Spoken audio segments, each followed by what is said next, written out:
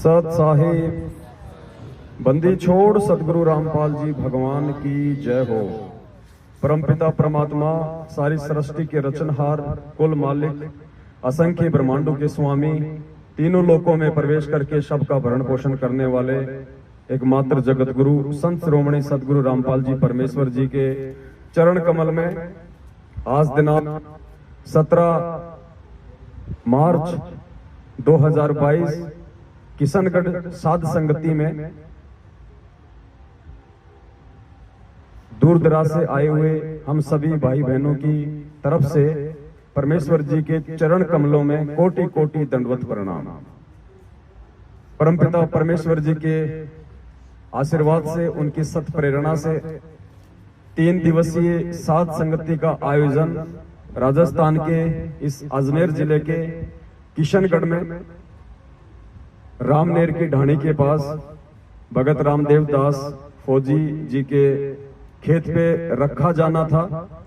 सारी तैयारियां हो चुकी थी। गुरुदेव के आशीर्वाद से भगत भाई बहनों के लिए नाश्ते की भी तैयारियां की जा चुकी थी।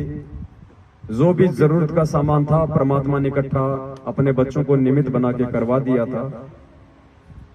लेकिन पुण्यात्माओं, हम काल के लोक में हैं और इस काल के जाल को, इसकी चाल को इस पूरी पृथ्वी पे 8.5 अरब की जनसंख्या में से यदि कोई समझ सकता है, या यूं कह लीजिए कि परमपिता परमेश्वर जी ने यदि किसी को सद्बुद्धि बख्शी है तो वो केवल चंद सत्सेवक भाई बहन हैं, जो आज अपने परमेश्वर के संकेतों को, उनके इशारों को समझ के काल के जाल को समझते हुए अपनी भक्ति और मर्यादाओं को बचाते हुए आज संघर्षरत हैं। और आज जो स्थिति आप और हमारे सामने है, जिन संघर्षों से वो परमपिता परमेश्वर स्वयं लीलामय तरीके से गुजर रहे हैं और उन्हीं के पद चिन्हों पे चलते हुए आज हम उस संघर्ष से गुजर रहे हैं, ये कोई नई बात नहीं है। हजारों साल पहले वर्तमान समय की भविष्यवाणियां हो चुकी हैं उस परमेश्वर के विषय में और उस परमेश्वर के संपर्क में आने वाले उन हंस आत्माओं के विषय में। वरना हम एक ही गुरु के शिष्य हैं, उन्होंने समान रूप से हमें ज्ञान दिया, फिर भला ये विरोध क्यों, किस बात का विरोध? आज दुनिया में जितने भी संत और पंथ हैं, भले ही अपने किन्हीं भी कारणों के चलते उनमें 2 ग्रुप हैं, 3 ग्रुप हैं, लेकिन भक्ति भाव को लेकर आपस में कोई विरोध नहीं। दुनिया का ये पहला पंथ है यथार्थ 13वां कबीर पंथ, जो कि सन 1994 से परमपिता परमेश्वर सतगुरु रामपाल जी भगवान ने शुरू किया। आज इस पंथ में ऐसा क्यों? ये सारी बातें जब हमारे समझ में आएंगी तो पता चलेगा कि इस पृथ्वी पे उस काल भगवान और उस परमपिता परमात्मा के बीच ये सूक्ष्म युद्ध है। हमारे भाइयों ने हमारे ही उस कार्यक्रम को रोका। हालांकि एक बहुत बड़ी विडंबना है, लेकिन परमेश्वर के ज्ञान आधार से हम इन चीजों को समझ सकते हैं कि ऐसा क्यों हो रहा है। फिर भी बाकी भाई बहनों को विश्वास दिलाने के लिए कि ऐसा क्यों हुआ है और ऐसा क्यों हो रहा है, हम बाइबल की एक भविष्यवाणी को लेकर चलेंगे। क्योंकि हमारे जो ईसाई भाई हैं उनको भी यथार्थ रूप में इस बात का नहीं पता है कि बाइबल की भविष्यवाणियां वर्तमान समय में किसके लिए हैं। वो सोचते हैं कि हमारे जो मसीह हैं, जो आने वाले हैं, जो अभी आए नहीं हैं, ये उनके लिए हैं। लेकिन उन नादानों को नहीं पता है कि वो रियल मसीह, जिसे तुम ईसा मसीह मानते हो और जिसकी उम्मीद में आज तुम रुके हुए हो, वो 8 सितंबर 1951 को गांव धनाना, जिला सोनीपत, हरियाणा में संत रामपाल जी महाराज के रूप में धरती पे प्रकट हो चुका है। और काफी समय से, लगभग 27-28 वर्षों से इस आध्यात्मिक क्षेत्र में अपनी आत्माओं को जगा रहा है। आज आपको बाइबल के एक पास्टर का 8 मिनट का वीडियो है। हालांकि वो ज्यादातर भविष्यवाणियों को लेके ही अपना वीडियो बनाते हैं और बहुत सारे उनके वीडियो इतने सटीक बैठते हैं जो हमें ये विश्वास दिलाएंगे कि आज वर्तमान में सतगुरुदेव जी आप और हमारे को सामने खड़ा करके जो संघर्ष करवा रहे हैं, वो संघर्ष उनके आशीर्वाद बिना संभव नहीं है। ये भविष्यवाणियों के अकॉर्डिंग हो रहा है। आप और हम कोई अपनी मर्जी से नहीं कर रहे ये सब कुछ। ये साध संगति उस परमपिता परमेश्वर के मिशन का एक मुख्य हिस्सा है। ये साध संगतियां 4 युगों में नहीं होती हैं, क्योंकि 4 युगों में परमात्मा ने जीव आत्माओं को इतनी बहुसंख्या में पार नहीं करना होता है। वो मोक्ष का समय नहीं होता है। केवल कलयुग की पिछली पीढ़ी में ही परमात्मा अपने सत्संगों के साथ साथ साध संगतियों की दया बख्शते हैं। गोरखनाथ के समय 650 साल पहले जब परमेश्वर ने ज्ञान गोष्ठी की थी, उस समय परमेश्वर ने अपनी एक वाणी में कहा था कि गुरु का वचन साध की संगत अजर अमर घर पावे, कहे कबीर सुनो रे गोरख हम सबको तत्व लखावे। गुरु का वचन और साध की संगत, गुरु का वचन यानी गुरु का सत्संग, गुरु का उपदेश, गुरु का ज्ञान, और साध की संगत यानी उस गुरु से उपदेश प्राप्त करने के बाद उस गुरु के द्वारा दिए ज्ञान से जो चर्चाएं होंगी, उन चर्चाओं से जो भेद निकल के आएंगे, उस भेद से जब उन जीव आत्माओं के अंदर एक नया विश्वास पैदा होगा, उसको कहते हैं साध संगति। और भी कई जगह परमात्मा ने जिक्र किया हुआ है, साध संगति से भेद जो पाया परमेश्वर रामपाल जी महाराज ने सफल बनाया। साधु संगति पूर्ण पद ज्ञाना, संध्या आरती में भी परमात्मा एक जगह जिक्र करते हैं। एक छोटा सा वीडियो है, बहुत सारे कंसेप्ट आज हमारे वो क्लियर करेगा। आप एक एक पॉइंट को ध्यान से सुनिए।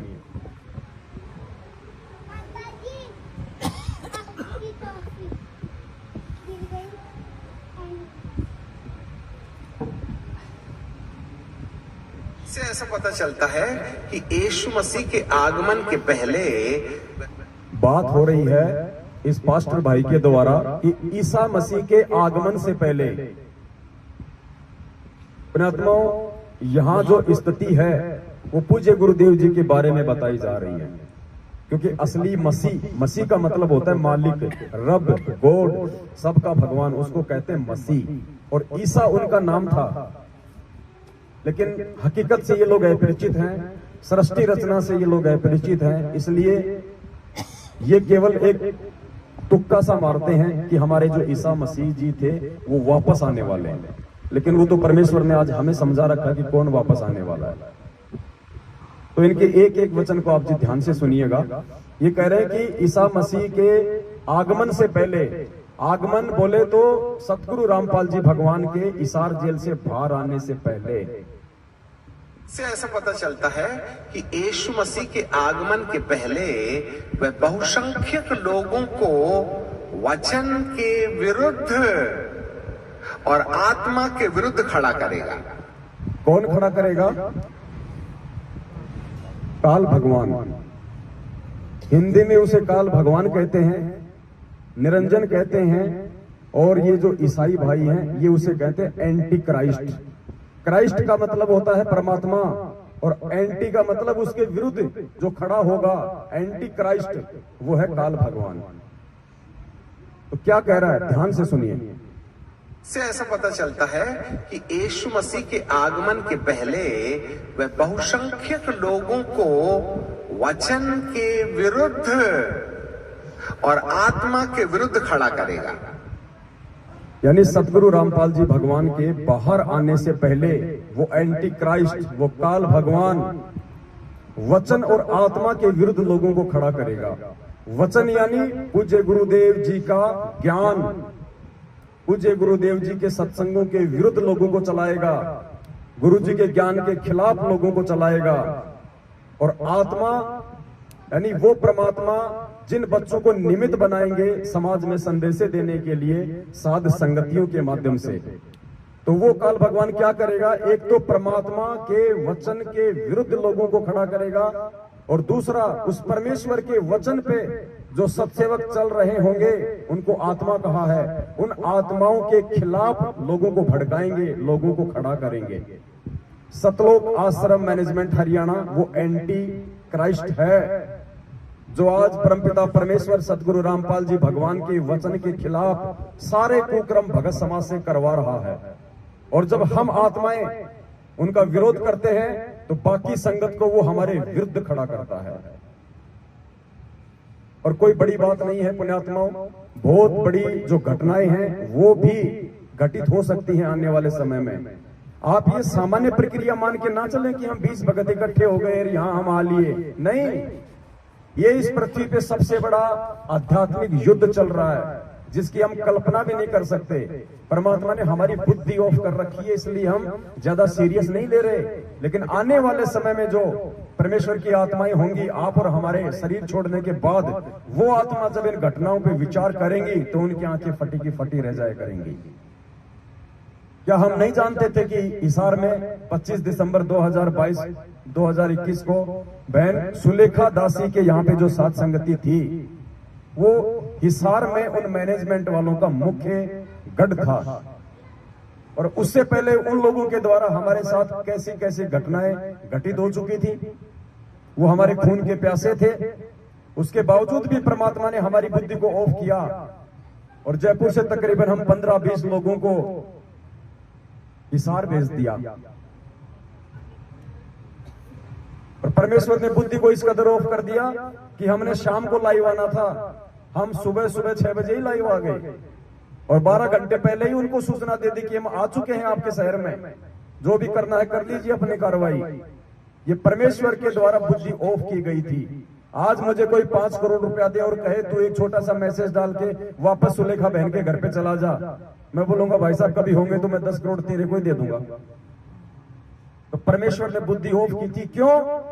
परमात्मा ने हमारे अंदर और एक नया विश्वास जागृत करने के लिए, संगत को और ज्यादा जगाने के लिए। शायद उस घटना के माध्यम से हजारों की संख्या में भाई बहनों की आंखें खुली हैं, और वो भाई बहन जो साथ संगति में आ रहे थे, रास्ते में थे, जब उनको कैंसिलेशन का पता चला और वो वापस गए, उनका विश्वास और ज्यादा इस परमेश्वर के ऊपर दृढ़ हुआ कि वास्तव में ये सतलोक आश्रम मैनेजमेंट हरियाणा काल भगवान का एजेंट है। ये नहीं चाहता कि इस पृथ्वी पे शांति हो जाए, ये नहीं चाहता कि ये भक्त आत्माएं उस परमेश्वर को प्राप्त करने योग्य हो जाए। तो परमेश्वर कुछ घटनाओं को जानबूझकर भी अंजाम देते हैं अपने बच्चों की परीक्षा लेने के लिए और ज्यादा उनके विश्वास को दृढ़ करने के लिए। तो वर्तमान में जो घटनाएं घट रही हैं सामान्य घटनाएं नहीं है। चाहते तो हम भी एक नामदान केंद्र लेके बैठ जाते, चाहते तो हम भी संगत को इसी प्रकार से ज्योति पाठ और दान के नाम पे लूटकर एक धार्मिक जो धंधा इन लोगों ने बना रखा उसमें इनके सहयोगी हो जाते और अपने कर्म फोड़ते रहते। हम क्यों संघर्ष कर रहे हैं? हम क्यों इनके जैसे नहीं हो सकते? हम क्यों इनके साथ गाली गलौज नहीं करते जैसा ये करते हैं? हम क्यों इनके साथ मारपीट नहीं करते जैसा ये लोग करते हैं? इनके जैसे हमारे आचार विचार और व्यवहार क्यों नहीं है? सतगुरुदेव जी के प्रति हमारी जो सोच है, जो समर्पण है, जो भाव है, वो उनके जैसे क्यों नहीं है? क्योंकि परमेश्वर ने आप और हमारे को चुन लिया है। गोता मारो स्वर्ग में जा बैठू पाताल, गरीब दास ढूंढता फिरूं अपने हीरे मोती लाल। अगर परमेश्वर ने सभी को पार करना होता, सभी के लिए परमात्मा यहाँ आते, तो ये वाणी ना कहते कि मैं खाली हीरे मोती लाल के लिए आता हूँ, कंकड़ पत्थर के लिए परमात्मा नहीं आता। तो परमेश्वर की शरण में आने के बाद भी इन लोगों का आचरण बता रहा है कि ये अभी भी कंकड़ और पत्थर की श्रेणी में है। तो आज ये छोटा सा वीडियो हमें बहुत कुछ समझाएगा। तो इस वीडियो में कहा गया है कि उसके आने से पहले, उस परमेश्वर के, उस मसीह के आगमन से पहले, जेल से बाहर आने से पहले क्या क्या घटनाएं घटित होंगी। आज आपको ये वीडियो ध्यान से सुनने की आवश्यकता है और उतना ही जागरूक भी रहने की। से ऐसा पता चलता है कि यीशु मसीह के आगमन के पहले वह बहुसंख्यक लोगों को वचन के विरुद्ध और आत्मा के विरुद्ध खड़ा करेगा।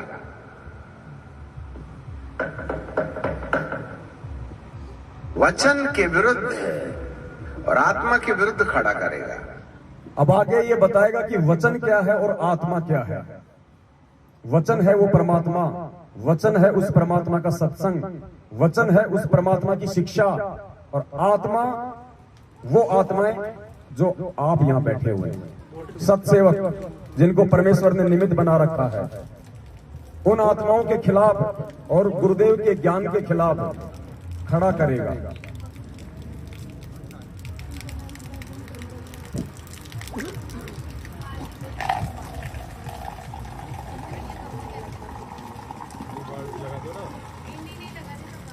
बहुत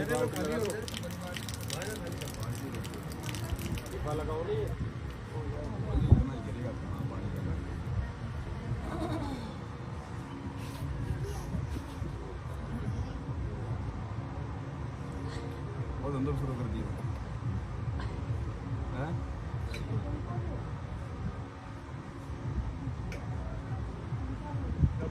वीडियो ध्यान से सुनना। वचन के खिलाफ वो किन लोगों को खड़ा करेगा और आत्मा के खिलाफ वो किन लोगों को खड़ा करेगा। वचन के खिलाफ वो सांसारिक लोगों को खड़ा करेगा, जगत वालों को परमात्मा के खिलाफ खड़ा करेगा, और आत्मा के खिलाफ संगत को खड़ा करेगा, अंदर वालों को खड़ा करेगा। और आज यही स्थिति है।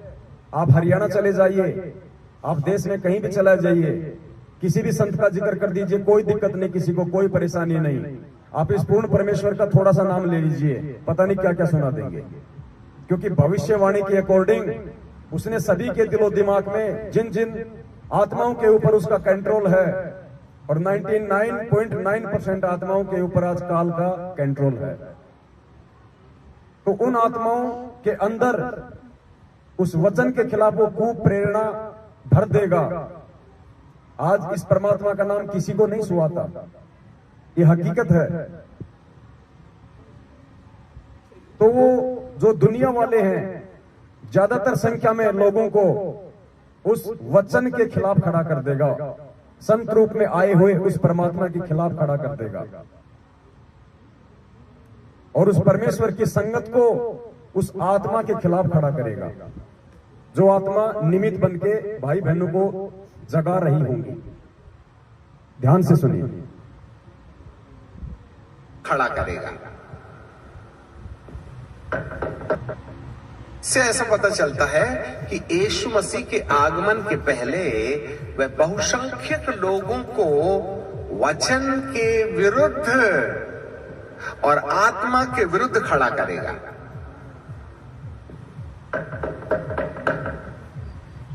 वचन के विरुद्ध और आत्मा के विरुद्ध खड़ा करेगा। वचन के विरुद्ध अन्य जाति लोग खड़े हो जाएंगे और आत्मा के विरुद्ध अंदर के लोग खड़े हो जाएंगे। लिसन मी केयरफुली, क्योंकि बाहर वालों को पवित्र आत्मा के मामले में कोई आइडिया नहीं है। बाहर वालों को पवित्र आत्मा के मामले में कोई आइडिया नहीं, यानी जो जगत वाले हैं उनको सात संगतियों से कोई लेना देना नहीं, उनको सत्सेवकों के विषय में कोई जानकारी, कोई लेना देना नहीं। सत्सेवक और सात संगतियों के विषय में यदि किसी को जानकारी है तो संगत को है, तो वो संगत वालों को खड़ा करेगा सात संगतियों के विरुद्ध। जैसे 700 भक्तों को गुमराह करके अजमेर के एसपी को परसों ज्ञापन देने के लिए उसने खड़ा कर दिया, हिसार में खड़ा कर दिया, मध्य प्रदेश में खड़ा कर दिया 500 लोगों को सात संगति रुकवाने के लिए, क्योंकि संगत वालों को जानकारी है कि वो पवित्र आत्माएं कौन है, ये सात संगतियां क्या हैं, ये सत्सेवक क्या है, जगत वालों को नहीं पता है। इसलिए उस पवित्र आत्मा यानी उन सत्सेवकों के खिलाफ वो अंदर वालों को खड़ा करेगा, संगत वालों को, और परमात्मा के खिलाफ बाहर वालों को। वचन के विरुद्ध अन्य जाति लोग खड़े हो जाएंगे और आत्मा के विरुद्ध अंदर के लोग खड़े हो जाएंगे। लिसन मी केयरफुली, क्योंकि बाहर वालों को पवित्र आत्मा के मामले में कोई आइडिया नहीं है। आइडिया तो हम अंदर वालों को है जो विश्वास करते हैं। इसलिए आत्मा की खिलाफत कलीसिया के अंदर होगी और वचन। कलीसिया मतलब संगत, ईसाई धर्म में संगत को कहते हैं कलीसिया। इसलिए आत्मा की खिलाफत कलीसिया के अंदर होगी और वचन की खिलाफत कलीसिया के बाहर होगी। अच्छे से याद रखना, बाइबल के विद्रोह में अन्य जाति लोग बोलेंगे और पवित्र आत्मा के विरुद्ध में कलीसिया के लोग बोलेंगे। इसीलिए बाइबल कहती है कि अंत के दिनों में उसका प्राण घातक घाव अच्छा हो जाएगा। अंत के दिनों में, अब ये अंत का समय चल रहा है, परमेश्वर के आगमन का समय है, ये अंत का समय है। और इस अंत के समय में उस काल भगवान का प्राण घातक हमला तेज हो जाएगा, विस्फोटक हो जाएगा। वो हर संभव कोशिश करेगा उस परमेश्वर के वचन को तुड़वाने का और आत्माओं को भ्रमित करने का। इसीलिए बाइबल कहती है कि अंत के दिनों में उसका प्राण घातक घाव अच्छा हो जाएगा। इससे ऐसे पता चलता है कि पवित्र आत्मा के द्वारा आने वाले बदलाव के विरुद्ध कलीसियाओं के अंदर में बाइबल ज्ञानी विश्वासी कहीं ना कहीं किसी गैर आत्मा के कब्जे में जाकर पवित्र आत्मा का विद्रोह करने लगेंगे। संगत के अंदर जो भाई बहन होंगे वो किसी गैर आत्मा के कब्जे में जाकर और उस पवित्र आत्माओं का विरोध शुरू कर देंगे। कौन सी पवित्र आत्माएं? जो उस परमेश्वर के वचन आधार से संगत में बदलाव कर रही होंगी। बदलाव क्या हो रहा है? परमेश्वर की आरतियां। परमात्मा ने दया करके हमसे जो यथार्थ विधि से जो आरतियां शुरू करवाई हैं कि हम आज से पहले आरती सुन रहे थे या हम आरतियां कर रहे थे। परमेश्वर को भोग लगाना, गुरुदेव को भगवान बताना, दाढ़ी मूछ वाली फोटो को खाली काल्पनिक बताना, ये बदलाव है कलीसिया के अंदर, संगत के अंदर। तो ये कह रहा है कि संगत के अंदर जो बदलाव उस पवित्र आत्मा के द्वारा, उन सत्सेवकों के द्वारा जो शुरू किए जाएंगे, वो संगत को उनके विरुद्ध खड़ा कर देगा। ध्यान से सुनिए। कलीसियाओं के अंदर के द्वारा कि अंत के दिनों में उसका प्राण घातक घाव अच्छा हो जाएगा। इससे ऐसे पता चलता है कि पवित्र आत्मा के द्वारा आने वाले बदलाव के विरुद्ध कलीसियाओं के अंदर में बाइबल ज्ञानी विश्वासी कहीं ना कहीं किसी गैर आत्मा के कब्जे में जाकर पवित्र आत्मा का विद्रोह करने लगेंगे। ये कोऑर्डिनेटर, ये नामदान संचालक, गुरुदेव का छोटा कलयुगी भाई महेंद्र, गुरुदेव के बेटा बेटी, भाई बंधु, रिश्तेदार, जवाई, ये सब गैर आत्माएं हैं। ये काल के कब्जे में, एंटी क्राइस्ट के कब्जे में, और संगत इनके कंट्रोल में आके उस बदलाव को स्वीकार नहीं करेंगी। और जो बदलाव परमात्मा हमसे करवा रहे हैं इस भक्ति मार्ग में, उनके विरोध में खड़ा हो जाएंगी। कहीं ना कहीं किसी गैर आत्मा के कब्जे में जाकर पवित्र आत्मा का विद्रोह करने लगेंगे, पवित्र आत्मा के फलों का विद्रोह करने लगेंगे, पवित्र आत्मा के कामों को अस्वीकार करने लगेंगे।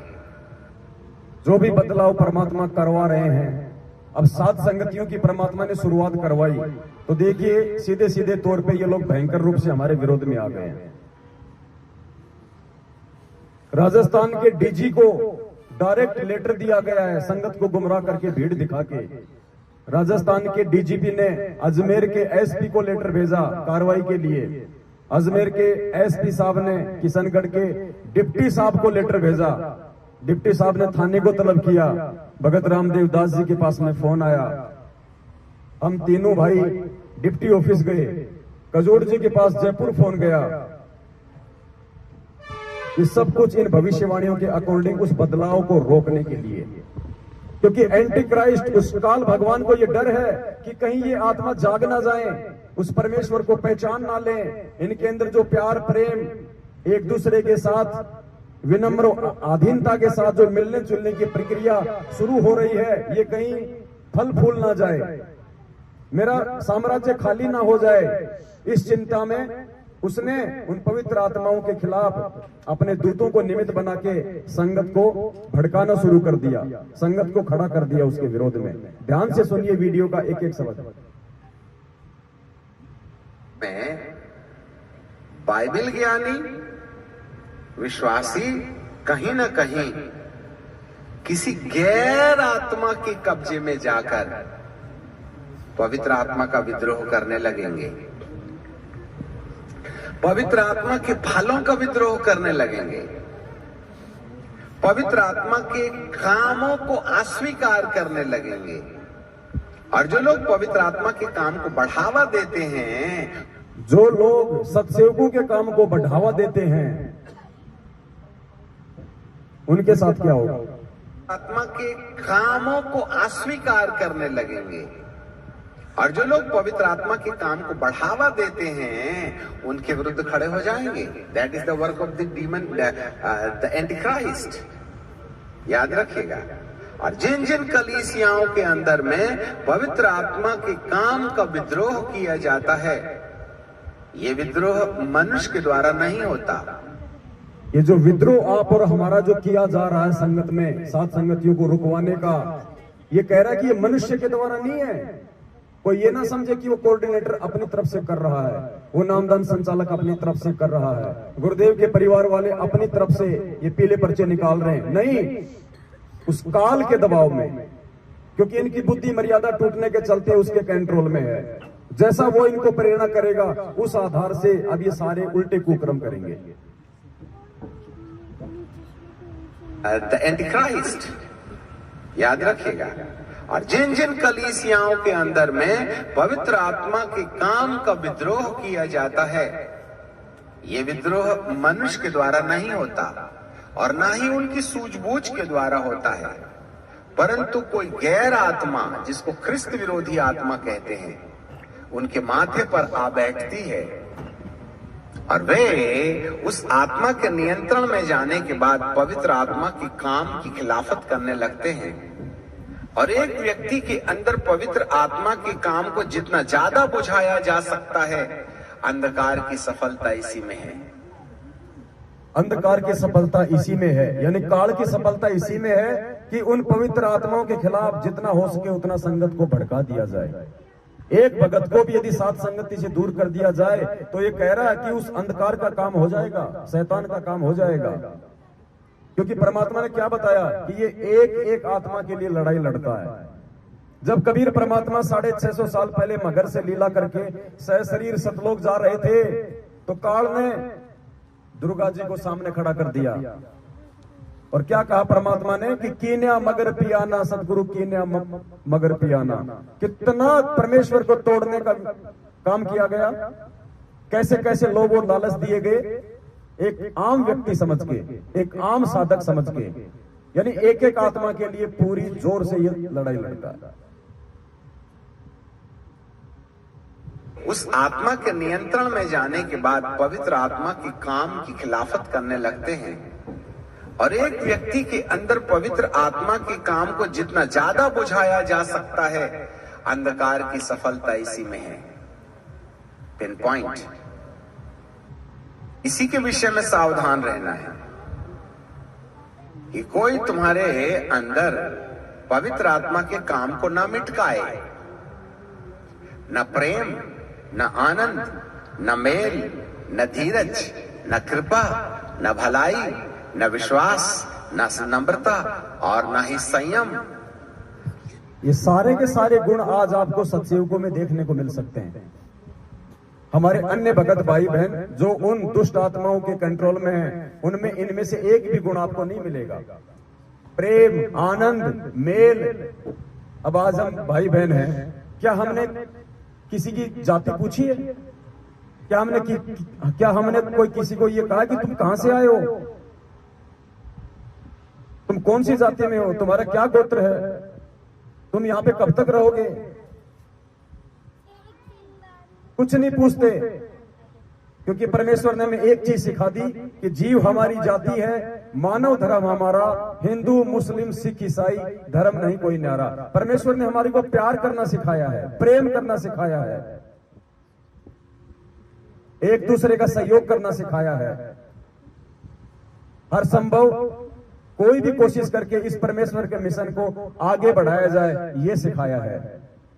हमारी तरफ से किसी भी की आत्मा को जरा सी भी ठेस ना लगे, ये परमात्मा ने सिखाया है। तो जो 9 ये गुण हैं, ये केवल आपको सत्सेवकों में देखने को मिलेंगे, साध संगतियों में मिलेंगे। और ये 9 गुण और आत्माओं के अंदर ना प्रवेश हो, इसके लिए वो एंटी क्राइस्ट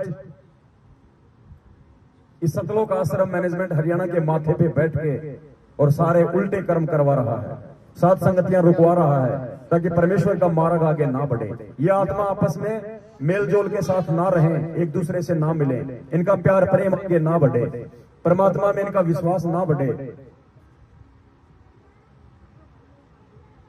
हमारे अंदर पवित्र आत्मा के काम को ना मिटकाए, न प्रेम, न आनंद, न मेल, न धीरज, न कृपा, न भलाई, न विश्वास, न नम्रता और न ही संयम।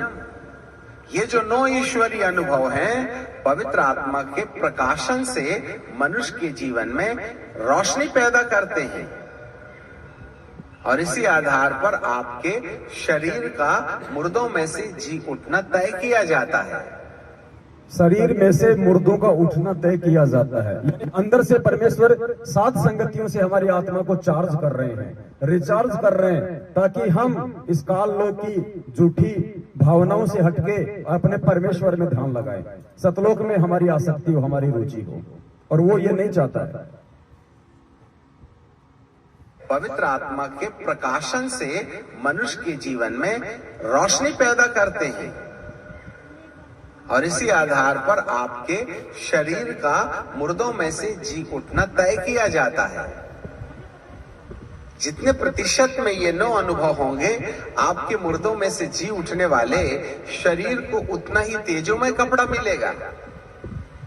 तेजोमय कपड़ा, नूरी शरीर, और वो केवल सतलोक में है, क्योंकि बाइबल की भविष्यवाणियां हैं।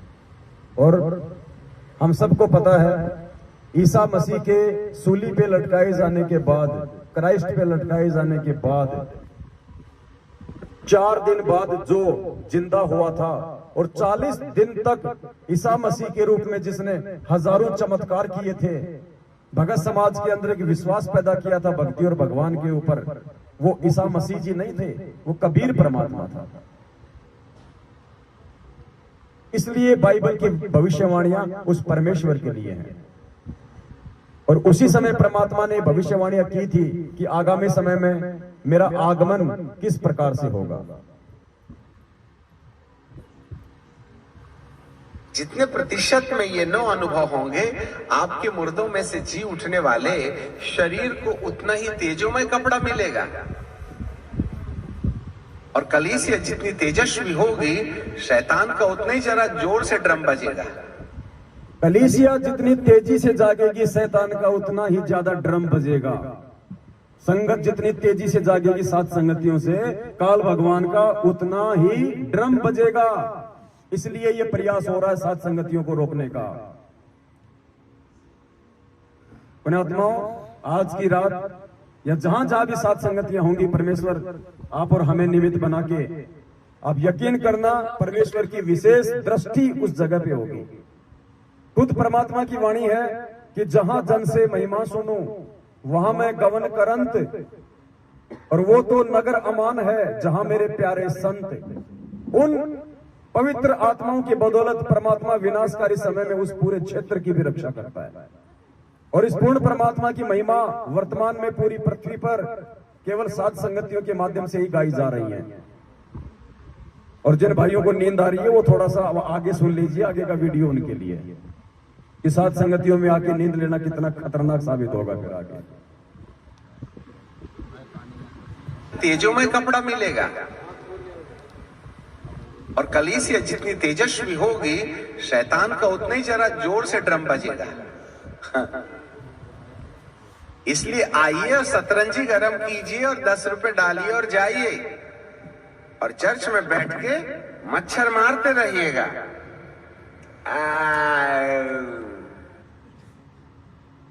ये भविष्यवाणियां हैं और भविष्यवाणियां कोड वर्ड में होती हैं।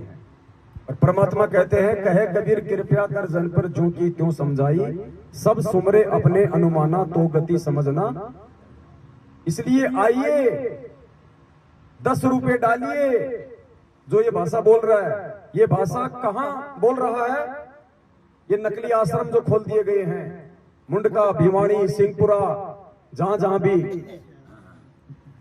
गरीबदास जी के बोध दिवस के नाम पे 3 दिन का पाठ रख दिया, कबीर जी के प्रकट दिवस के नाम पे 3 दिन का पाठ रख दिया, कबीर जी के प्रस्थान दिवस के नाम पे 3 दिन का पाठ रख दिया।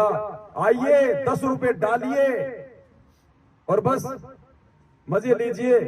ध्यान से सुनना इसको, और मच्छर मारते रहिए। शरीर को उतना ही तेजोमय कपड़ा मिलेगा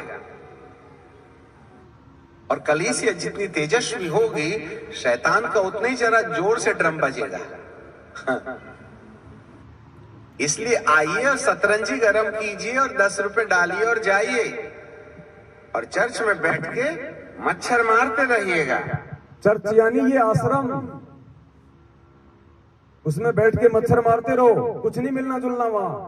अमर्यादित लोग बैठे वहां पे, अनाधिकारी लोग बैठे हैं, पाठ के नाम पे ठग रहे हैं। बस तुम उसमें 10 रुपया डालो, यानी 10 रुपया मतलब दान। जरा जोर से ड्रम बजेगा। इसलिए आइए और सतरंजी गरम कीजिए और 10 रुपए डालिए और जाइए और चर्च में बैठ के मच्छर मारते रहिएगा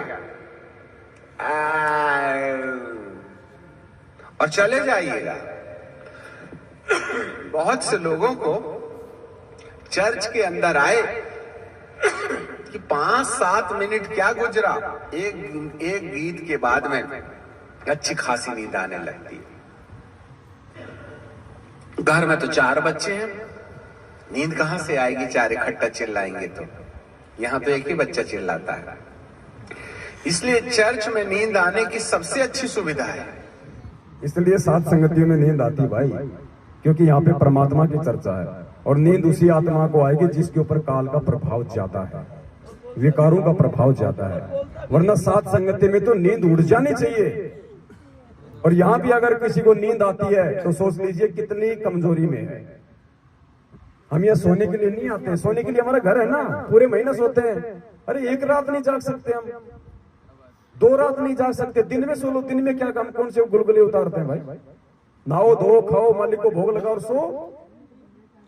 लेकिन नहीं, वो रात को सुलाएगा, क्योंकि चर्चा रात को होगी, दृढ़ता रात को आनी है, विश्वास रात को पैदा होना है। तो 4 बच्चे हैं, क्या गुजरा, एक गीत के बाद में अच्छी खासी नींद आने लगती है। घर में तो 4 बच्चे हैं, नींद कहां से आएगी? 4 इकट्ठा चिल्लाएंगे तो। यहां तो एक ही बच्चा चिल्लाता है। इसलिए चर्च में नींद आने की सबसे अच्छी सुविधा है। सावधान, जो लोग प्रभु के भवन में निंद्रा की दशा में चले जाते हैं, आपको छुटकारे के लिए दुआ करना चाहिए। जो लोग प्रभु के भवन में निंद्रा की स्थिति में चले जाते हैं, जो सात संगतियों में सोते हैं, आलस से करते हैं, उन आत्माओं को परमात्मा से प्रार्थना करनी चाहिए, दुआ करनी चाहिए परमात्मा से दंडवत करके कि परमेश्वर दास या दासी पे रजा बख्शो मालिक, आपके वचन हमारे को सुनने को मिले।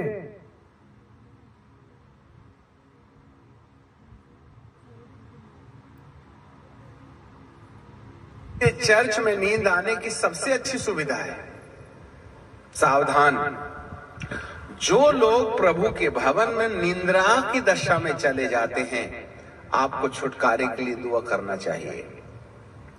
क्योंकि जरूर कोई ना कोई ऐसी आत्मा है जो आपकी आंखों को डुबडुबा देती है या मच्छर की ओर ध्यान दिला देती है।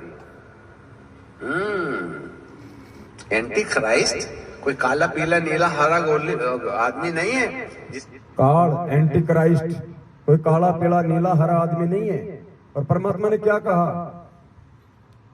वो वस्तुओं के माध्यम से प्रकट होता है। काल स्वयं प्रकट नहीं होता है, परमात्मा प्रकट होते हैं। काल कभी प्रकट नहीं होता। 2 व्यक्तियों के बीच में पैसों के लेके झगड़ा हो गया, वो पैसे के रूप में प्रकट हो गया।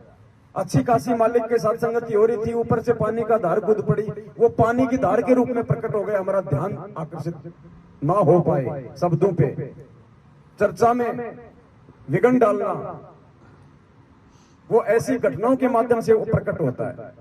नींद आ जाएगी, वो निद्रा के माध्यम से हो गया प्रकट। इसीलिए गुरु जी क्या कहते हैं, इस तन में मन मूर्ति देखो। संध्या आरती में पढ़ते हो ना, इस तन में मन मूर्त देखो। यानी परमात्मा कहते हैं कि भगत तुझे इस ज्ञान आधार से अपने शरीर में स्वयं उस काल को खोजना पड़ेगा कि तेरी कौन सी वो क्रिया है जिससे कि वो काल अपना दाव खेल रहा है। दो भगत आपस में मिल गए, तीसरे की चर्चा कर रहे हैं, विचार करना चाहिए। वो निंदा के रूप में काल प्रकट हो रहा है, दोनों के कर्म फोड़ रहा है। सत्संग सुनते समय नींद आ रही है, मंत्र करते समय नींद आ रहे हैं, वो काल प्रकट हो रहा है आलस्य के रूप में। इस तन में मन मूर्त देखो, क्योंकि शरीर में है ना काल का वास, परमात्मा का भी इसी में वास है। कौन सा हमारा वो कर्म है जो परमेश्वर कर रहा है, कौन से कुकर्म की प्रेरणा काल कर रहा है, तो ये हमने स्वयं जांचना पड़ेगा। इतना आगे हमने ज्ञान को आधार बना के बढ़ना पड़ेगा, अवलोकन करना पड़ेगा, हमने ऑब्जर्वेशन करना पड़ेगा ज्ञान आधार से। जो आपकी आंखों को डुबडुबा देती है या मच्छर की ओर ध्यान दिला देती है। एंटी क्राइस्ट कोई काला पीला नीला हरा आदमी नहीं है जिसके सींग होंगे, बड़े बड़े दांत होंगे, उल्टे पैर होंगे, गाल में बाल होंगे। वरन व्यक्ति वस्तु स्थिति के अंदर में वह हमें पवित्र आत्मा की प्रति बेपरवाह लापरवाह करके आपके जीवन के अंदर में ईश्वरीय आचरण नहीं आना चाहिए, इस प्रयास में वो लगा रहेगा, जिससे कि तुम्हारा पुनरुत्थान ना होवे, जिससे कि तुम्हारा पुनरुत्थान ना होवे। Hallelujah, praise the Lord. यही है ख्रिस्त विरोधी आत्मा। सावधान रहो, धार्मिकता का त्याग हो जाएगा। अर्थात जब लोग वचन के अनुसार चलने से अपने आप को इनकार कर देंगे, जब लोग वचन के अनुसार चलने से अपने आप को इनकार कर देंगे। आज 90% संगत जो मैनेजमेंट के कब्जे में है, उन्होंने इनकार कर दिया है गुरुजी के ज्ञान आधार से चलने से, गुरुजी के वचन अनुसार चलने से। कब कहा परमात्मा ने दोगली राजनीति करो, कब कहा परमात्मा ने आरक्षण के लिए लोगों की लड़ाई में उनका साथ दो, कब कहा परमात्मा ने गैंगस्टरों की सीबीआई जांच का साथ दो, उनकी रैली और धरनों में जाओ, उनको 5-5 लाख रुपए का चंदा दो। कब कहा परमात्मा ने आरक्षण में 16-16 लाख का चंदा दो। कब कहा परमात्मा ने तुम देह दान करो, रक्त दान करो, पिंड प्राण जिन दीने दाना, गरीबदास जाको कुर्बाना। गरीबदास जी कह रहे हैं कि नालायक, तुझे खुद ये पिंड ये प्राण उस परमात्मा ने दान में दिया है, और दान में दी गई वस्तु को दान करने का तेरा कहां अधिकार है। लेकिन वो भटकाएगा, वो भरमाएगा, वो शंका पैदा करेगा, वो तोड़ेगा, उसका यही काम है। सावधान रहो, ये ख्रिस्त विरोधी आत्मा। सावधान रहो, धार्मिकता का त्याग हो जाएगा। अर्थात जब लोग वचन के अनुसार चलने से अपने आप को इनकार कर देंगे, यह वह दबाव होगा जो इस ख्रिस्त विरोधी आत्मा के द्वारा हमारे मन के अंदर डाला जाएगा। इस विषय में सावधान रहना है।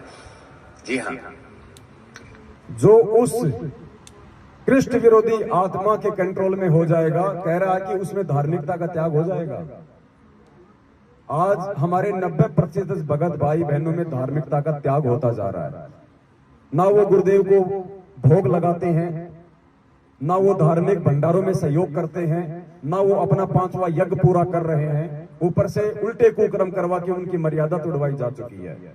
तो धार्मिकता को उन आत्माओं के अंदर से काल भगवान के द्वारा धीरे धीरे नष्ट किया जा रहा है, ताकि उनका पुनरुत्थान ना हो जाए।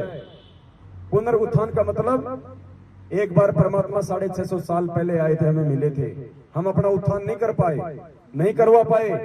आज हमारे को परमात्मा ने पुनः मौका दिया उत्थान का, पुनरुत्थान का, क्योंकि भविष्यवाणियां तो पिछली पीढ़ी के लिए है ना। तो आज हमारा पुनरुत्थान होना है, और वो नहीं चाहता कि इनका पुनरुत्थान हो, ये आगे बढ़े। जो इस ख्रिस्त विरोधी आत्मा के द्वारा हमारे मन के अंदर डाला जाएगा। इस विषय में सावधान रहना है। जी हाँ, अब आपके पास एक प्रश्न है, हम में से कितने ऐसे हैं वो वचन की आज्ञाओं को ध्यान रखते हैं? नंबर 2, नंबर 1, हम में से ऐसे कितने हैं जो वचन की आज्ञाओं का ध्यान रखते हैं? सिर्फ सत्सेवक हैं, बाकी तो सब गुरु जी का वचन तोड़ के बैठे हैं, कोई ध्यान नहीं रखता ना। पीला पर्चे में आ गया, बीजेपी को तो बीजेपी के पीछे, कांग्रेस को तो कांग्रेस के पीछे। कौन वचन को ध्यान रख रहा आज? सत्सेवक।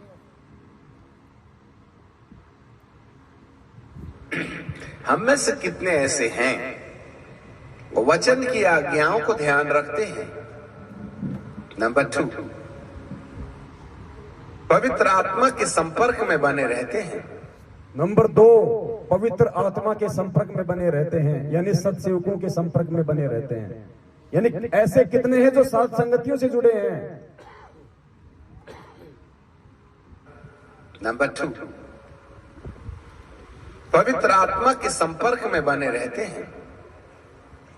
नंबर 3, पवित्र आत्मा को वचन के अनुसार हमारा जीवन बदलने की अनुमति देते हैं।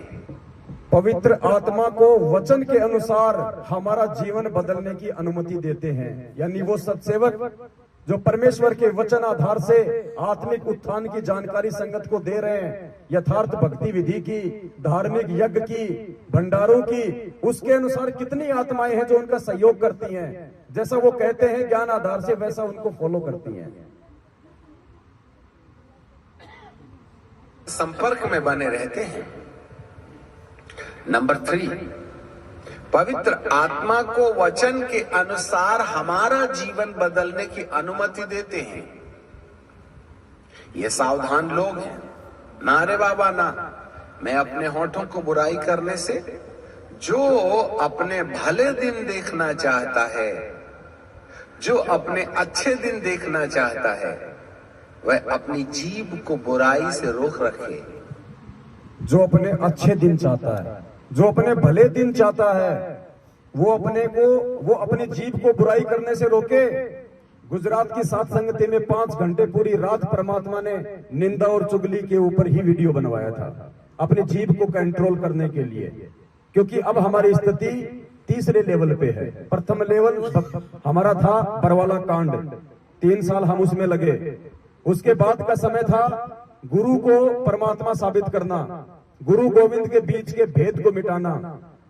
वो मिट गया, समझने वाले समझ गए। और अब आत्मिक उत्थान की ओर 1 महीने पहले से परमात्मा दास को निमित्त बना के संदेश दिलवा रहे हैं। जयपुर में जब दास ने वीडियो बनाया था अजोड़ भगत जी के वहां घर पे, जब वहां पे मधु बहन भी आई हुई थी, तो क्या संदेशा दिलाया था कि पुण्य आत्माओं, अब हमने ये 2022 शुरू हो चुकी है, अपने आत्मिक उत्थान की ओर आगे बढ़ना है। ये वही समय है भविष्यवाणियों का। भले दिन देखना, ये सावधान लोग हैं। ना रे बाबा ना, मैं अपने होठों को बुराई करने से, जो अपने भले दिन देखना चाहता है, जो अपने अच्छे दिन देखना चाहता है, वह अपनी जीभ को बुराई से रोक रखे। इसका मतलब है बुराई करने वाला अपने पैर में कुल्हाड़ा मारता है और खुद ही ऑटो रिक्शा में हॉस्पिटल जाता है। रामचंद्र जी भी उसी परमात्मा का बच्चा, लेकिन देख लो कहां पहुंच गया, सात संगतियों से दूर हट के। ये सर्वविदित है, वापस आने की स्थिति में नहीं है। ये भविष्यवाणियां हैं, ये कोई बच्चों ने नहीं लिखी हैं, ये परमात्मा ने लिखवाई है। और आगे चल के ऐसी आत्माएं हजारों वर्ष जब ये भक्ति चलेगी तो ये एग्जाम्पल के रूप में रहेंगी। साधु सज्जन सोना टूट जुड़े सो बार, दुर्जन कुंभ कुम्हार के एक धक्के दरार। गुरुद्रोही की उपाधि, गुरुद्रोही का उदाहरण संजय दिल्ली वाला ले बैठा। राग द्वेष और ईर्ष्या का उदाहरण रामचंद्र ले बैठा।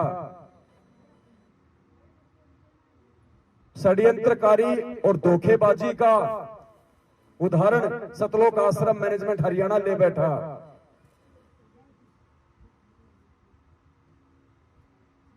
देखना चाहता है, जो अपने अच्छे दिन देखना चाहता है, वह अपनी जीभ को बुराई से रोक रखे।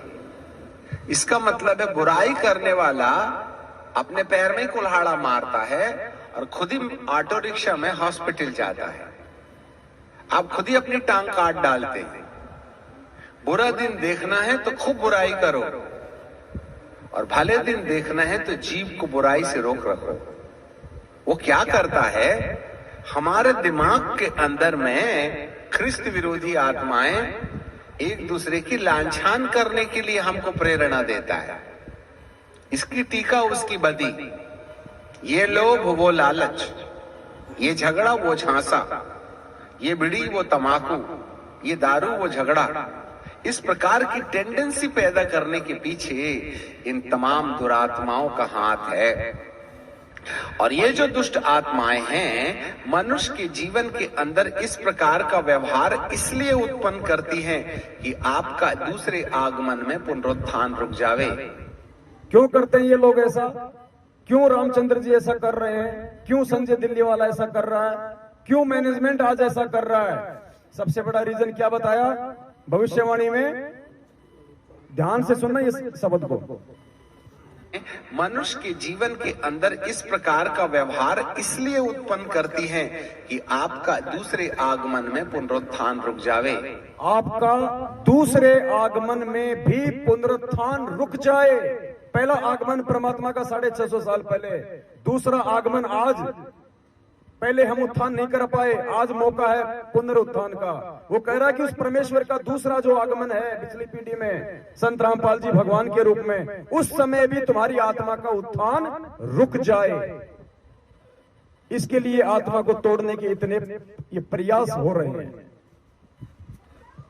और ये जो दुष्ट आत्माएं हैं, मनुष्य के जीवन के अंदर इस प्रकार का व्यवहार इसलिए उत्पन्न करती हैं कि आपका दूसरे आगमन में पुनरुत्थान रुक जावे, जिससे कि आप ऊपर जाने के बजाय इसके साथ नीचे जाने के लिए तैयार हो जाए। अच्छे से याद रखिएगा, ये पाप का पुरुष हमारे तुम्हारे जैसा काला कपड़ा पहन कर ऐसा पूरा पल्लू ढांक लेगा, ऐसा वाला नहीं है।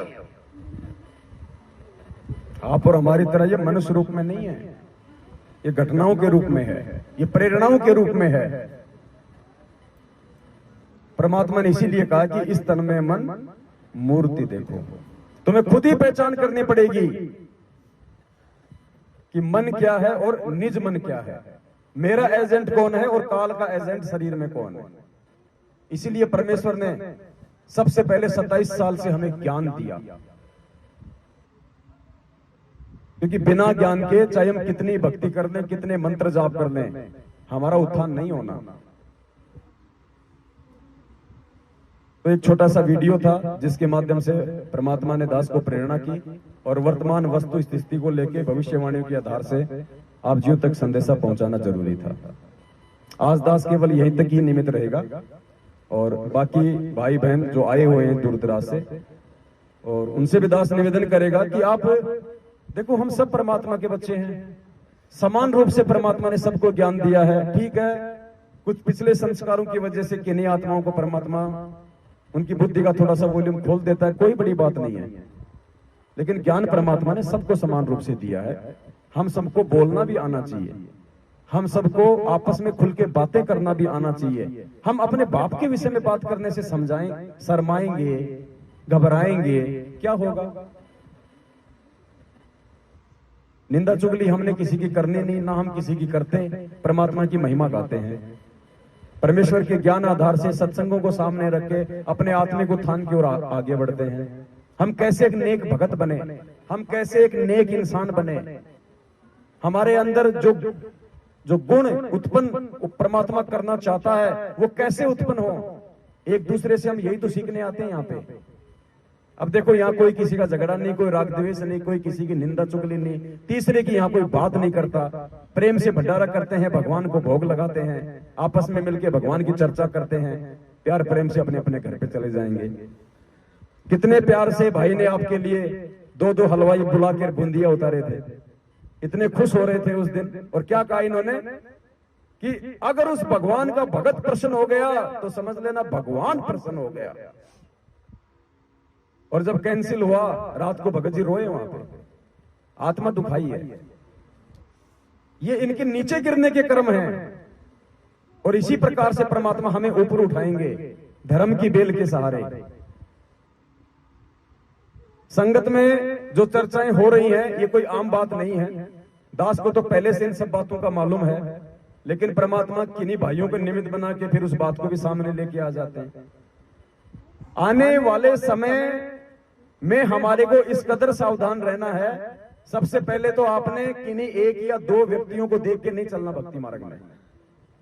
अगर परमात्मा किसी को निमित्त बना रहे हैं आप जियों को समझाने के लिए, क्योंकि सबको समझ नहीं होती है, परमात्मा किसी न किसी को खड़ा करते ही करते हैं, तो खड़ा करने वाले से हमारे को विरोध नहीं करना चाहिए। जितना उसके पास माल मटेरियल हमारे हित का है वो ले लेना चाहिए। हम अपने बच्चे को स्कूल भेजते हैं, वो टीचर घर जाके अपनी पत्नी को पीटता है, शराब पीता है, मांस खाता, हमने कभी ध्यान दिया इस बात पे? वो हमारे बच्चों को सही पढ़ा रहा है, बस बात खत्म। लेकिन यहां हम क्या करते हैं, एक दूसरे की बुराई खोजने का ज्यादा प्रयास करते हैं।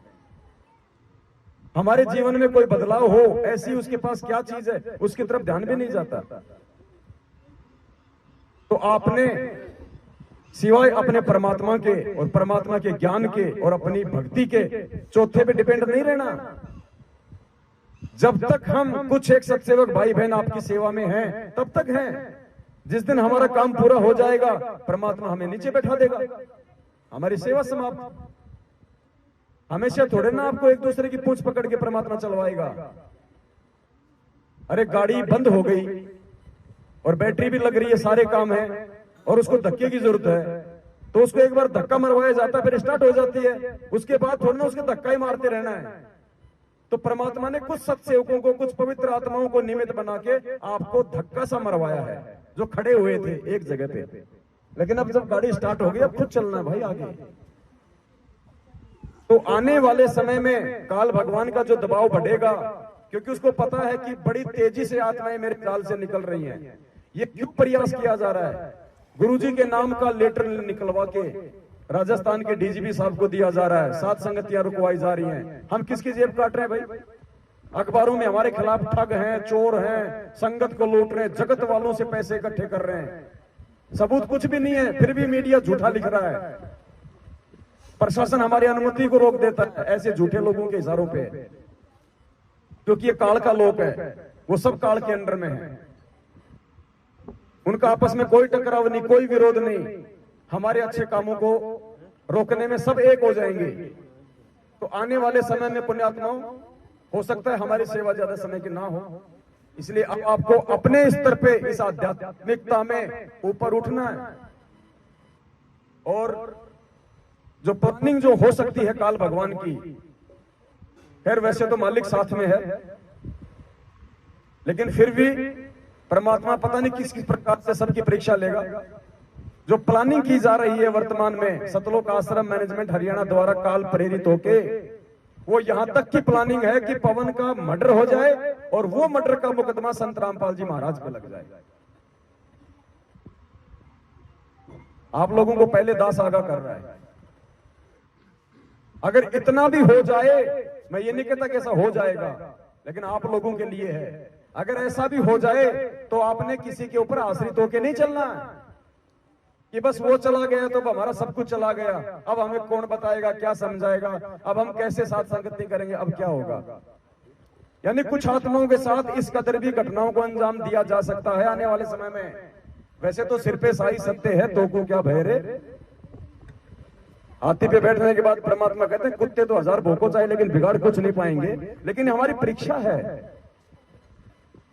कि वो समय नहीं है कि परमात्मा लेके हाथी 2-4 भक्तों को बैठा के वो बरवाड़ा में चक्कर काटेंगे कि लो साहब वो परीक्षा हो रही है। नहीं, देश काल और परिस्थिति के अनुसार होती है। हर आत्मा के परमात्मा भिन्न भिन्न तरीके से लेगा परीक्षा। साथ संगति रुकी, कुछ लोग तो ट्रेन से वापस गए, कुछ लोगों ने टिकट कैंसिल करवाई। उनके मन में क्या भाव उत्पन्न होते हैं, वो उनकी परीक्षा है। रामदेव दास जी, इनके पिछले जन्म के कुछ ऐसे संस्कार हैं अच्छे जो आज ये पारिवारिक रूप से भी संपन्न है, आर्थिक रूप से भी संपन्न है, सामाजिक रूप से भी प्रतिष्ठित है, और ऐसे व्यक्ति जो कि धर्म के काम को आगे बढ़ा रहा है और उसके खिलाफ उसी के क्षेत्र में अखबारों में उल्टी सीधी ठग, चोर लुटेरे नाम से न्यूज निकल जाए, तो ये इनकी परीक्षा है कि इनको लोक लाज कहां तक सताएगी। ये क्या सोचते हैं कि भाई बंधु भी, क्योंकि सब हमारे विरोध में है ये ज्ञान लेने के बाद, और न्यूज तो आएगी तो छानी रहती नहीं, बुराई तो सबसे ज्यादा और सबसे पहले फैलती है। रिश्तेदारों के पास जाएगी, वो चार को बताएंगे, अरे देखो रे वो महात्मा बन रहा था, देखो क्या काम कर रहा है। तो इनके अंदर क्या भाव प्रकट होते हैं, ये इनकी परीक्षा है। हर आत्मा की परीक्षा है, परमात्मा अलग अलग तरीके से लेता है, और जब तक परमात्मा सारे हमारे विकार समाप्त नहीं कर देगा, हम भगत की श्रेणी में नहीं है। इसलिए मालिक कहते हैं लोक लाज मर्याद जगत की, तृण जो तोड़ बगावे, जब कोई राम भगत गति पावे।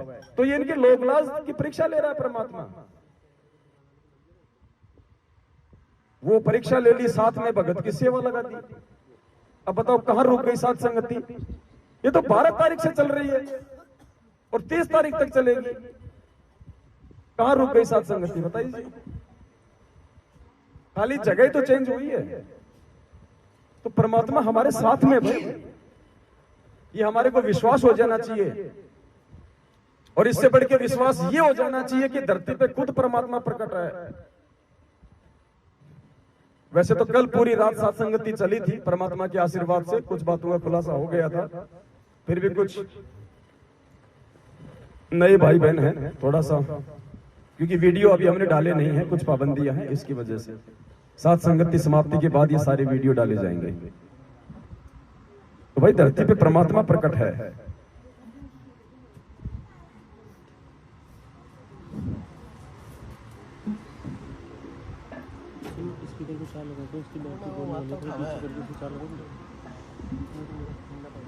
महीने भर पहले परमात्मा ने एक महाखुलासा करवाया था धरती पे परमात्मा के प्रकट होने को लेके।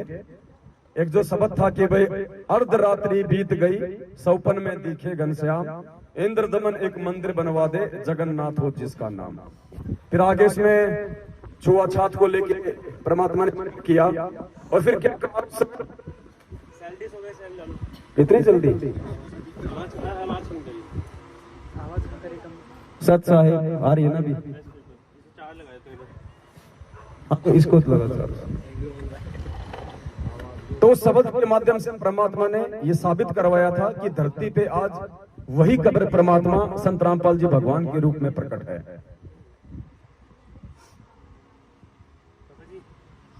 वॉल्यूम ऊपर से कम होती है, नीचे से क्यों करने का काम, क्यों करने का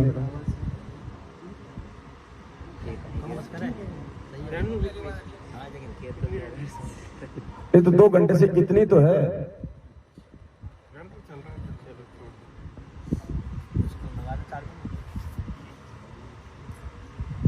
तो उस शब्द के माध्यम से परमात्मा ने यही तो विश्वास दिलाया था कि मैं कोई और नहीं हूं भाई। अब उस समय परमात्मा ने वहां पे छुआछात को समाप्त करवाया था, और उस मंदिर में छुआछात को समाप्त करके परमात्मा ने जगन्नाथ के मंदिर के पांडे के साथ, जो कि ब्राह्मण था जाति से, और परमात्मा उस समय धानक कुल में आए हुए थे, उस पांडे के साथ परमात्मा ने 650 साल पहले एक ही थाली में भोजन किया था और छुआछात को तोड़ा था। आज भी जगन्नाथ के मंदिर में छुआछात नहीं है, परमेश्वर के आशीर्वाद से। तो उस समय पांडे के साथ में एक ही पत्तल में किसने भोजन किया था? कबीर जी ने। और फिर क्या कहा उस शब्द में परमात्मा ने कि एक पत्तल में दोनों जी में, पांडा गुलाम रामपाल। स्पष्ट किया परमात्मा ने कि भाई वो मैं जिम रहा था उसके साथ, अपनी निंद्रा तोड़ दो। गांव धनाना, जिला सोनीपत, हरियाणा का किसान का बेटा मत समझो। लीला तो पता नहीं परमात्मा की क्या क्या करते हैं, और आज से पहले कैसी कैसी लीलाएं की है परमात्मा ने। गुरुदेव ने बताया कि द्रौपदी को आगामी संकट से बचाने के लिए, उससे दान लेने के लिए भगवान ने अंधे की लीला की, कोई पहचान नहीं सका उसको। तो ऐसा ही एक महाप्रमाण आज एक शब्द के माध्यम से आपके सामने रखा जाएगा, क्योंकि परमेश्वर के हर शब्द के अंत में एक महाखुलासा होता है, एक गहरा संकेत छुपा होता है। तो ये शब्द है परमात्मा का, साहिब कबीर आजा आत्मा तोहे पुकारती, तेरे हाथ में चाबी ओ सतगुरु शतलोक दवार की। इसके लास्ट की ये चौपाई है, ध्यान से सुनना इसको।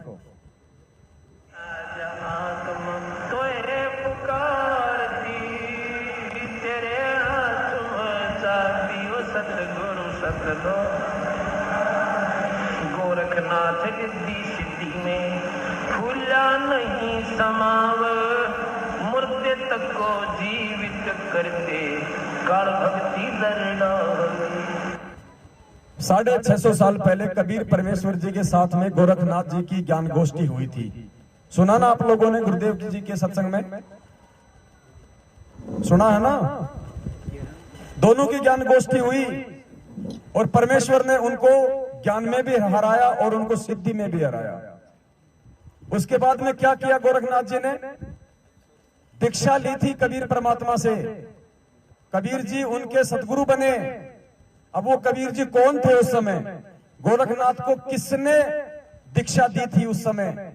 अभी शब्द में ध्यान से सुनना। फिर गोरखनाथ रिद्धि सिद्धि में फूला नहीं समावे, मुर्दे तक को जिंदा करके यो काल भक्ति दरड़ावे। उसके बाद सुनना फिर गोरखनाथ ने किससे दीक्षा ली थी, किसको अपना गुरु बनाया था। गोरखनाथ रिद्धि सिद्धि में फूला नहीं समावे, मुर्दे तक को जिंदा कर दे काल भक्ति दरड़ावे। रामपाल सतगुरु की शरणा पावे, डोरी मकर तार की। किसकी शरणा पाई थी?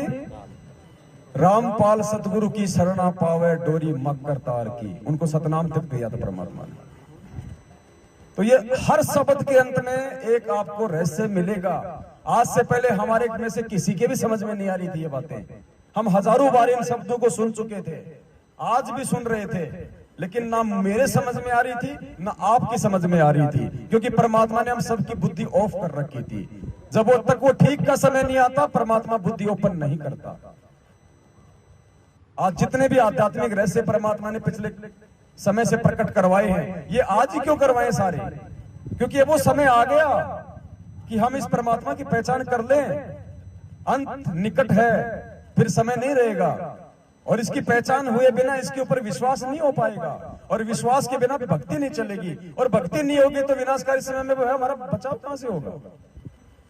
कहे कबीर सुनो भाई साधो मैं तो हूं विश्वास में।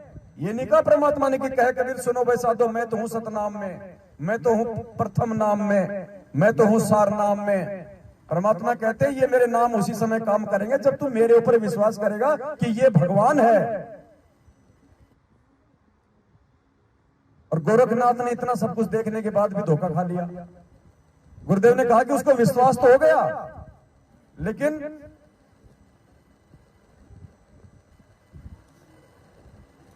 और फिर वो धोखा खा गया।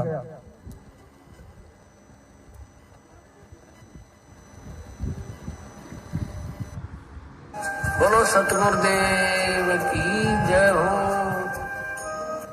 और गरीबदास जी महाराज कहते चारों युग के योग को भाई खाए जा रहा था काल, और सतगुरु नाम सुनाइया जब टूटा जंजाल। कबीर साहब ने नाम दिया जब उसका झंझट मिटा गोरखनाथ जी का, कि गोरखनाथ जी चारों युग में योगी रहा।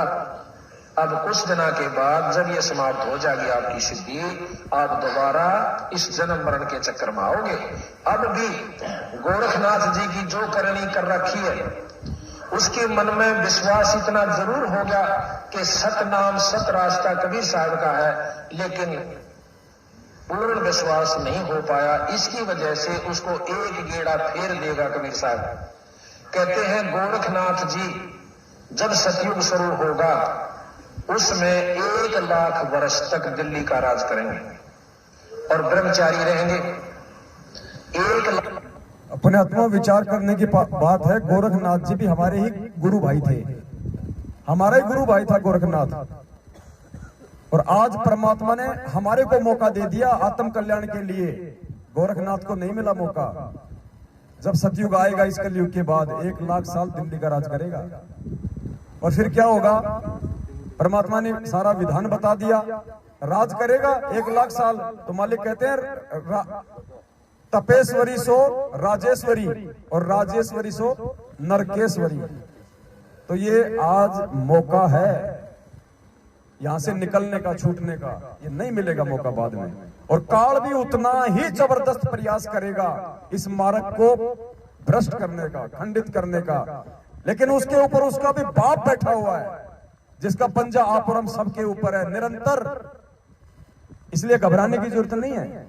गुरुदेव ने एक सत्संग में कहा कि परिस्थिति ऐसी पैदा करेगा काल कि बस सर्वनाश होने वाला है, लेकिन परमात्मा ने कहा कि तुम विश्वास रखना उस समय, फिर देखना।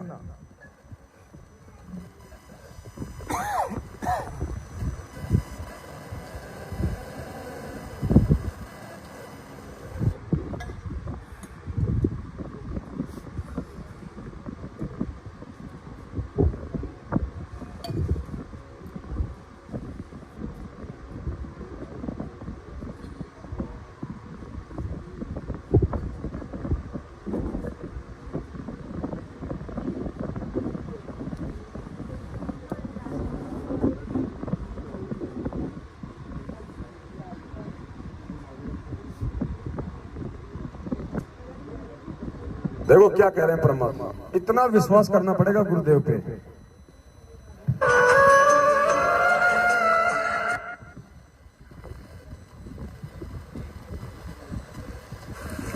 अपना आत्माओं हमारा इतना दिल कमजोर हो चुका है कि हम वहां तक बुद्धि उठती नहीं ना, दिल डटता कि हम भगवान को इतना विश्वास कर सके। जैसे कहते हैं कि तुलसी बिरुआ बाग में शीतत भी मुरझावे, राम भरोसे जो रहे वो पर्वत पर लहरावे। तुलसी बिरवा बाग में सींचत भी मुरझावे, राम भरोसे जो चले वो पर्वत पे। आज ये बिरवा कौन है जो सोचता है कि मेरी हर प्रकार से सिंचाई हो रही है? मैं तो मुंडका भी जाता हूं, मैं तो सिंहपुरा भी जाता हूं, मैं तो रोहतक भी जाता हूं, मैं तो नामदान केंद्र पे भी जाता हूं, मैं तो तारीख पे भी चक्कर काटता हूं, मैं तो ज्योति पाठ का पैसा भी करता हूं, मैं तो जैसा ये लोग कहते हैं वो आदेश मानता हूं, पीला पर्चा भी मानता हूं। कबीर बिरवा बाग में सींचत भी मुरझावे, उसके बाद भी वो 90% बिरवे मुरझा रहे हैं। अकाल मृत्यु हो रही है उनकी, सर्वनाश हो रहा है उनके साथ में, घर घर में झगड़ा उनके, परमात्मा से दूर होते जा रहे हैं। तो कहते कबीर बिरवा बाग में सींचत भी मुरझावे और राम भरोसे जो चले वो पर्वत पे। आप और हम हैं जो अपने सदगुरु के भरोसे चल रहे हैं, राम के भरोसे चल रहे हैं। हम ना तो नामदान केंद्र पे जाते, ना हम फर्जी आश्रमों में जाते, ना हम किसी को ज्योति पाठ और दान का पैसा देते, ना हम किसी के पीले पर्चे मानते, और फिर भी परमात्मा दिन दोगुनी रात चौगुनी हमारे को आध्यात्मिक और सांसारिक बरकत दे रहा है। क्यों? क्योंकि हम राम भरोसे हैं। अपना आत्मा हमारा इतना दिल कमजोर हो चुका है कि हम वहां तक बुद्धि उठती नहीं ना, दिल डटता कि हम भगवान को इतना विश्वास कर सके। जैसे कहते हैं कि तुलसी बिरुआ बाग में सींचत भी मुरझावे, राम भरोसे जो रहे वो पर्वत पर लहरावे। बगीचे के अंदर बूटा लगा दिया, पौधा लगा दिया, सिंचाई करते करते खत्म हो जाता है, मुरझा जाता है। राम भरोसे पर्वत के ऊपर कोई संभालने वाला नहीं, कोई सिंचाई करनिया नहीं। कहते राम भरोसे जो रहे पर्वत पे लहरावे। तो हमारा इतनी बुद्धि उठती नहीं, लेकिन इसको उठाने का ये प्रोसीजर है। एक दिन ऐसी दृढ़ता होगी आपके अंदर कि सर्वनाश होता दिखा आपने, आप दृढ़ रहना भगवान के ऊपर, फिर देखना ऐसा बादल टल जाएगा तो सोच भी नहीं सकते आप।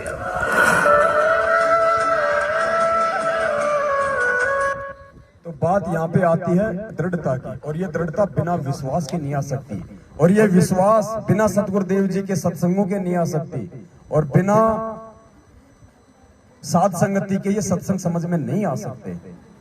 ये परमेश्वर का ज्ञान गीता जी से भी ज्यादा कोडवर्ड में है। अगर इतना आसान होता तो गरीबदास जी का ग्रंथ यही था 3 साल से, हर कोई उसको खोल के बैठ जाता। किसी ने एक वाणी का शरणार्थ भी ढंग से नहीं किया आज तक। तो भाई ये परमात्मा है जो आप और हमें मिला हुआ है। अब इतना ज्ञान देने के बाद, शिक्षित करने के बाद, पिछली पीढ़ी में जन्म देने के बाद, अब ये खुल के छाती फाड़ के नहीं दिखाएगा हनुमान की तरह कि मैं ही हूं। इतनी बुद्धि विवेक हमारे अंदर भी होनी चाहिए। अब